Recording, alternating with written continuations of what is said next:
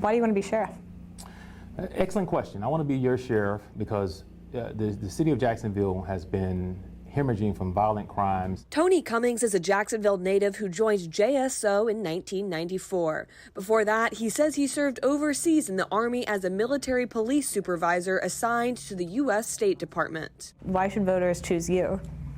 Well, number one, I have 30 years of law enforcement experience. My doctoral degree is in organizational leadership, and I have a master's in organizational management. That's a nice tool to have when you're trying to restructure the organization to rebuild that public's trust. Cummings has run for sheriff twice before. In 2015, he garnered less than 6% of the vote in a field of 7 candidates, and in 2019, he garnered 38% of the vote in a matchup against Republican Mike Williams. As the sheriff, what would your priorities be?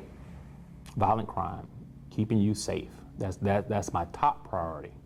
Community outreach, that engagement training that I was talking about, to bring the community closer to the police, that's very important.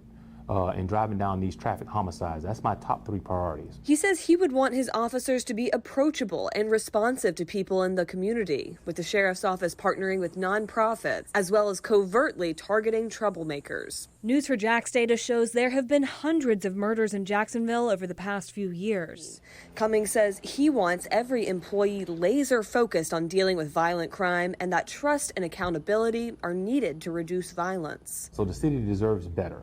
And the only way the city is going to get better is if the public is offered a seat at the table. Cummings is proposing the formation of a public accountability office that would be totally separate from the sheriff's office. It would provide accountability and oversight on how the sheriff's office deploys its $500 million budget, he says. It's an independent board.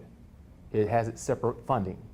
The sheriff does not direct it, and I would not allow it to become politicized. He says the funding for that board would come from the Department of Justice. It's not like the public's micromanaging our operations.